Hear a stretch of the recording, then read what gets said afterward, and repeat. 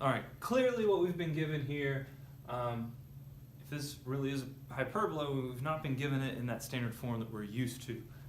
We do want to graph this, but I did an abundance of graphing in the last video, so if you have graphing questions, take a look at that one. I'm going to take this and put it in that form that we're used to seeing it in, so that we can graph it. We can see what the A value is and the center is, and we can find the vertices and all that stuff.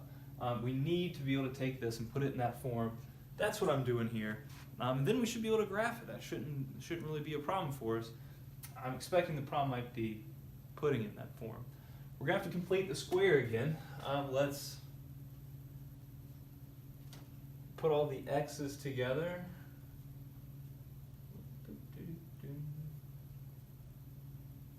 Got the x's together, got a negative 16. Y squared plus 96y. I'm gonna put I gotta be careful about that. It's like a plus a negative 16y squared plus 96y.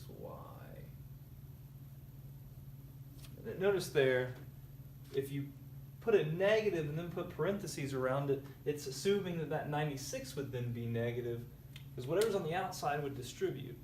So be careful about where you put parentheses. Having a positive on the outside and showing a negative 16y squared, positive 96y, makes that make a little bit more sense. So we want to complete the square twice.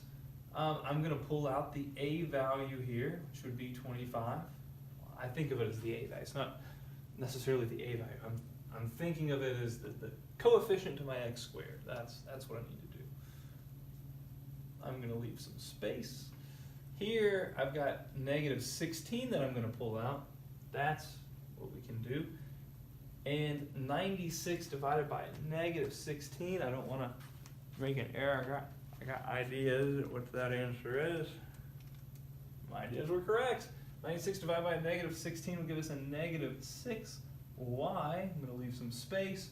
I'm going to leave some even more space, and then have that 444 all the way over there. So remember, completing the square, we take the coefficient in front of the x, we cut it in half, we square it next, we add it, we multiply it times the number on the outside, and we subtract that from the overall. 4 times 25 was 100, so I'm subtracting 100. Take the coefficient in front of the x, cut it in half, square it next, we get 9. We multiply that times the number on the outside, 9 times 16. That's 9 times a negative 16, which would be a negative 144. And so we're subtracting a negative 144. You can say, hey, look, I know that's adding. Exactly, that is just adding. Okay, because we're subtracting a negative. And so all this stuff really becomes a positive 44. Okay, that's it. So let's clean it up. This is x plus 2 squared. This is y minus 3 squared. When we subtract the 44 over, we get 400.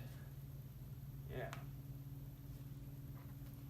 Now to put it in the form that we want to see denominators, we don't want to see coefficients out here, so I'm going to divide everything by 400. Divide it all by 400. And 25 over 400 will give me a 16 on the bottom.